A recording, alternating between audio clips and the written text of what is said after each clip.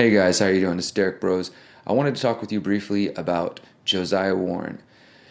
Josiah Warren was the first American anarchist, individualist American anarchist, and as such, his ideas, his actions, his thoughts played a prominent role, at least in the generations immediately after him, in the thought of American anarchists, American radicals, and abroad. He influenced many people across the world. So we're going to talk briefly about his history, his ideas, what was unique about what he did, and then I'll give you guys some suggestions on books to check out that reference a lot of his work, like this book right here, Men Against the State, which is a classic and may be difficult to find, but I recommend checking it out. So first, Josiah Warren was born in 1798 and he died in April 1874. So this is the late 18th century, and then basically his ideas were, active right before the Civil War, and then he died shortly after the Civil War in the United States.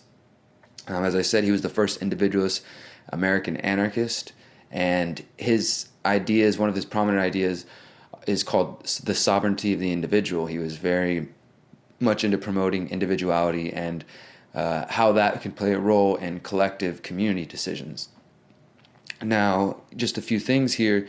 He is famous for not only being the first individualist American anarchist, but for launching several different communities built around his ideas of individual sovereignty and also his ideas on the economy. And because of that, he is seen to be, the forefather of the intentional community movement of, this desire to get together built around principles or ideas. We often see people getting together to form eco-villages or sustainability communities. And Josiah Warren was, he wasn't the first pioneer, obviously, but he was one of the first people to develop the idea of let's get everyone together and develop a community built around these principles and show them in action. Now, before he started his own communities, he stayed with Robert Owen of the Owenites. His followers were known as the Owenites. Robert Owen was from Scotland. He came to America, and he started the town known as New Harmony, Indiana. And from 1825 to 1827, Josiah Warren was a part of that community. Now, this would end up being a very influential, time in his life and a very influential experience, because what he learned at New Harmony directly shaped and affected the way he wanted to create his own communities. Specifically, he said that in New Harmony, Robert Owen put too much focus on the collective and not on the individual, and this ended up causing problems. Specifically, Josiah Warren said the reason that his community failed is because he put the collective above the individual's needs. And there's also some writings where Josiah Warren says that basically individuals weren't allowed to speak up and to, it was discouraged to express yourself, and so people started to just ignore problems. They were afraid to express their individuality and their ideas, and so eventually it fell apart, and that greatly influenced Josiah Warren, and he became an ardent individualist for the rest of his life because of that, and that helped develop his ideas of the sovereignty of the individual. Now, he also is very well known for his Cincinnati time store. Basically, what Josiah Warren believed and what his theory was, he believed in the labor theory of value. So although he may be, he's a predecessor to all American anarchists, even if his economics are different than maybe a lot of modern day American individualist anarchists. But still, I think his ideas are worth considering and brilliant. So essentially, the Cincinnati Time Store, this store operated for a number of years. So his ideas were put into action and they were successful. But what he believed is that, he wanted to eliminate, he was against profit, and he wanted to eliminate exploitation in exchanges. He wanted it to always be an even exchange. So, that you shouldn't have to pay any more than what it cost in time and energy for the person to create the product that you were trying to buy. So it's at the Cincinnati Time Store, everything was priced based on the amount of time it went into, and it was like a very sliding scale on the type of work. Because as many of you know, it can be kind of arbitrary trying to decide, well, what's more difficult work, digging a ditch or doing brain surgery? How do you trade these various services, and how do you pay for that and time those? And this is something that he struggled with his whole life, but the store was successful. They also developed a system of labor notes so that individuals could come in there and they could purchase things using these labor notes, basically a promissory note saying that I will come back and do X amount of hours of labor for you. And there doesn't really seem to have ever been an issue. This grew around the Cincinnati area where he did the Cincinnati Time Store, and also in his other communities that I'm going to mention. They also did time stores within their communities, and they were successful. And as we're going to get into, in just a few moments, even after some of the panics in the 1800s, I think 1857, the communities that were using the labor notes and that were using this time store principle weren't as badly as affected as the rest of the country, because they were using an alternative currency. They weren't using the United States currency. So there was some, a bit of shelter from the craziness going on in the mainstream economy. Now, Josiah Warren also started another community called Utopia, which was started in 1847. And that town actually still exists. I believe it was Utopia, Ohio, I want to say. I'm sorry, it's escaped my mind right now. And he started another community in Long Island called Modern Times, which is now known as Brentwood. And Modern Times, as far as its involvement with Josiah Warren, was around from 1851 to 1864 before the name began, name change began.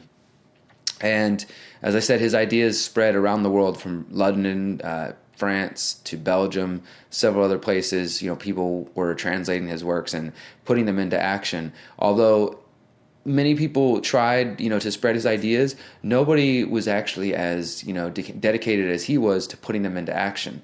I'm going to talk more about his communities in just a moment, because that to me has been a big inspiration for me, because I'm in the process of trying to build intentional communities and to put these ideas into action and show people, look, people have done it in the past, we can learn from them. So just a couple other big things. The labor exchange notes is definitely something to take away from Josiah Warren and his strategies. He also published the first anarchist periodical here in the United States. It was called The Peaceful Revolutionist. And he also published many other newsletters, periodical letters, practical details. You can find some of these still online, and maybe even order some of these copies. And there's also various museums that have his work still available. Now, some other things that I want to highlight about Josiah Warren before we talk about the communities that he was in is that he was just an amazing person. I don't know if this is just something that, a couple hundred years ago people were more, you had to work harder, so you had more skills. But Josiah Warren was definitely a man of many trades. He was an inventor. Not only is he known for being the first individualist American anarchist, but a lot of the typesetting and the type of printing that he created were later used. And, there's actually some of his work is still in the Smithsonian Museum. He was a musician. He invented his own musical notation.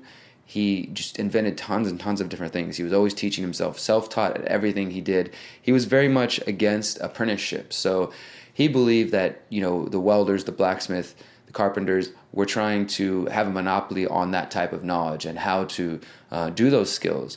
So he wanted to break that monopoly and instead teach himself how to do all these various things and then teach everyone else how to do it. This is really similar to something that we promote here in Houston, which is we call skill shares, or the idea of just, free schooling, and recognizing that we have all the resources we need within our own communities. All we need to do is empower each other to find those answers. And so he was really big in that, trying to create these communities, trying to get people to learn new skills and to grow their skill sets and to break these monopolies. And another thing that I thought was great is that he was persistent in his work. He wanted to put the ideas into action. The communities, he wasn't determined or hoping that they were going to last forever. He just wanted to show that the ideas could work in action and then hope to inspire other people to action. And I think he has. He was against slavery, he was against inequality and against economic disparity. And, the communities that he started, the one that I really focused the most on was Modern Times. There's really some great accounts from Josiah Warren, also from people who stayed in that community that you can still find. They give you an idea of how their communities worked. Just a couple of beautiful things that I saw. The descriptions of it talk about gardens. They said there's no cops, no courts, no violence. Never was there a recorded incident of any type of, mishap that rose at least to a large enough problem where the outside world learned about it. There was 36 families. Reputation capital was important. The idea of, who you are, what you bring to the community, and how you communicate with other people. They talked a lot about excommunication and how they were basically able to expel unwanted people or people who weren't, working within the community or just were undesirable, and how to do that without using force. I thought that was really powerful. And so one of his first books was called True Civilization, and that came out in 1863. He actually did 3 different versions of this book, and probably more versions. The titles are extremely long, and it's kind of hilarious. It's like True Civilization, and in several other sentences, it's basically a paragraph. But he wrote this book 3 different times, and he updated it. And if you can find the last edition, it's a very, very detailed account of his life, but not only his life, but the inner workings of that community, what worked, what didn't work, areas that he might have changed or improved upon. And I think these are valuable resources. Now, as far as him influencing other activists in other places, his letters and the publication periodical letters were published in London. And the London Confederation of Rational Reformers was actually a group that was formed based on the ideas of Josiah Warren and another individualist anarchist, Stephen Pearl Andrews. And even after Josiah Warren started to kind of fade from the anarchist scene later in his life, after the Civil War era, it seemed like anarchism kind of died for a while. The ideas were still there, but there was just so much chaos in the country. People weren't really apt to listen to, removing the state when they were barely surviving. But Josiah Warren was able to influence the next generation of anarchists, which led to later anarchists that we'll do future episodes on, like Benjamin Tucker and Lysander Spooner, and these other folks, Ezra Heywood, and many other people that he inspired. So his words did live on. And I think that, they're living on today and they're inspiring me. I'm learning from him, and I'm going to put these ideas into action. Not necessarily his economic ideas, but learning from the way he built his communities and how those all worked. There's a couple of notes in this book right here, Men Against the State, which I'll just tell you the subtitle, The Expositors of Individualist Anarchism in America from 1827 to 1908. It's a great little history book, and there's a few different notes here that I want to read to you. This first one is about the Utopia community. And so this is Josiah Warren's summary of the prevailing situation at Utopia in the spring of 1848. He says, "Throughout the whole of our operations on the ground, everything has been conducted so nearly upon the individual basis that not one meeting for legislation has taken place. No organization, no indefinite delegated power, no constitution, no laws, no bylaws, rules, or regulations, but such as each individual makes for himself in his own business. No officers, no priests, nor prophets have been resorted to. Nothing of either kind has been in demand. We have had a few meetings, but they were for friendly conversation, for music, dancing, or some other social and pleasant pastime. Not even a single lecture upon the principles upon which we were acting has been given on the premises. It was not necessary. For, as a lady remarked yesterday, the subject, once stated and understood, there is nothing left to talk about. All is action after that." I really like that. Now this next one, he's describing the other community, Modern Times, and this is another great account of how that community existed.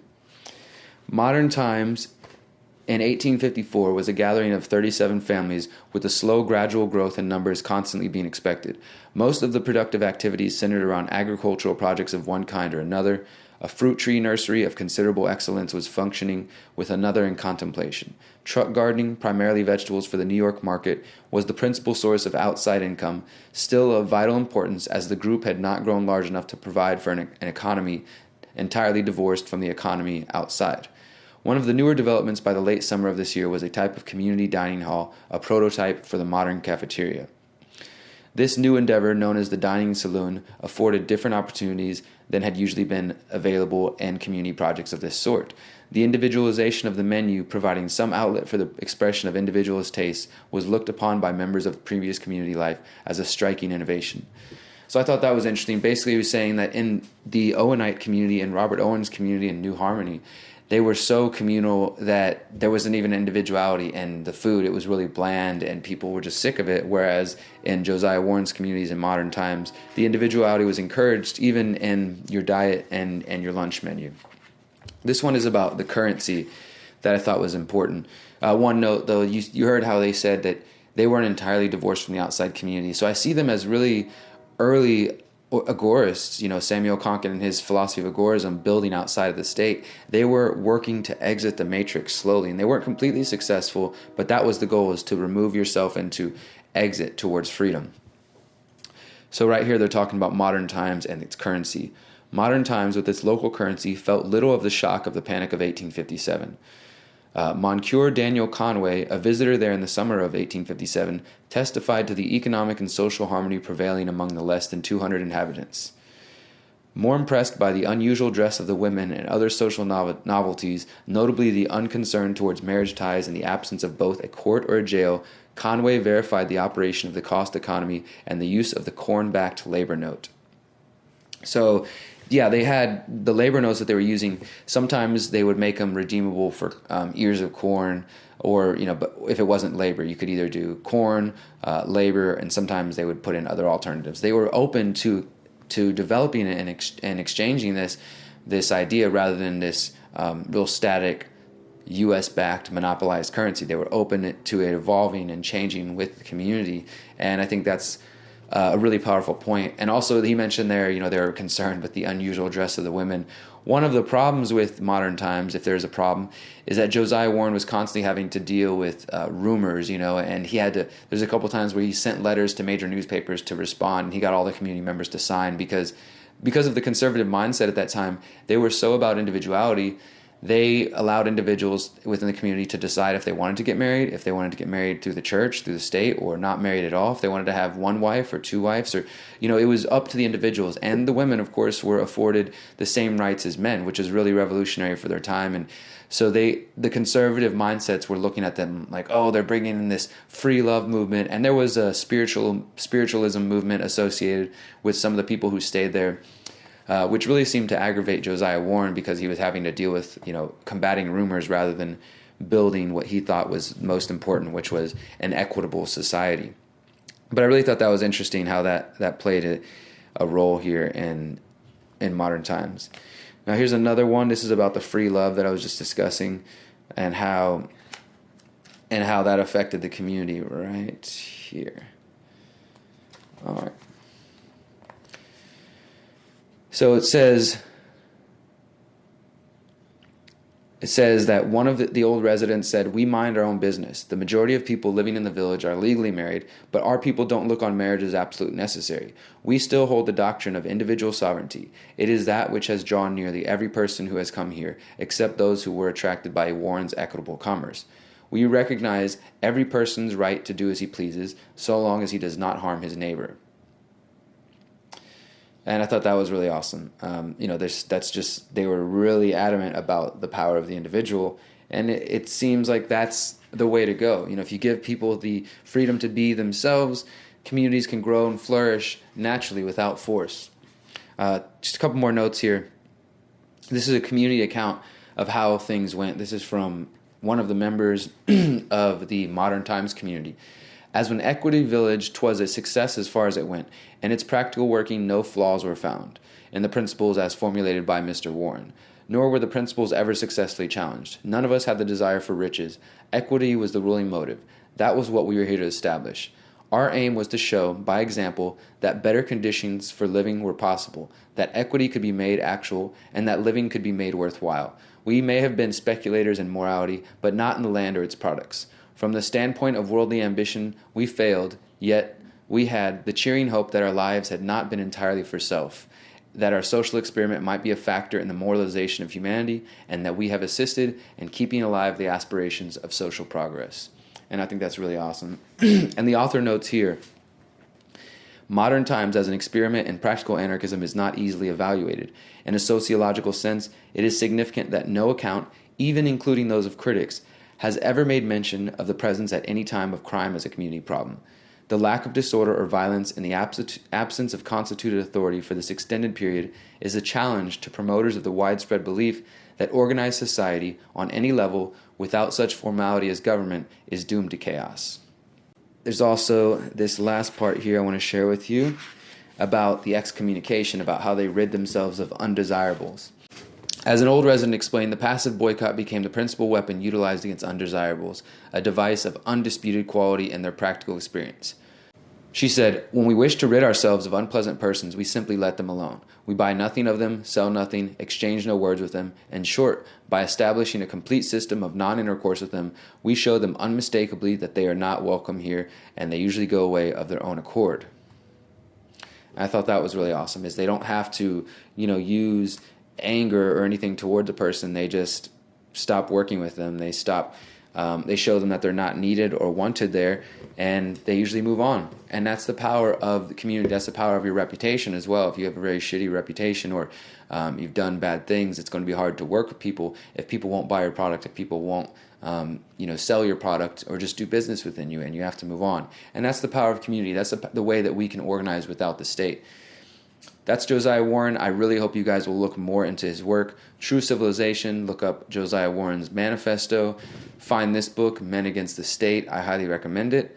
And learn more about the history of this country that you're not being taught. This guy and many other people were all around spreading radical ideas during the time of the, following the American Revolution and leading up to the Civil War and beyond. But you likely never heard about these people in history, and that's why it's important for you to educate yourself.